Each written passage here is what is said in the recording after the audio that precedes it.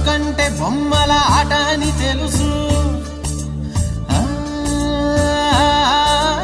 కథ అని తెలుసు, కథ అని తెలుసు, కథలన్నీ కంచికే చేరునని తెలుసు,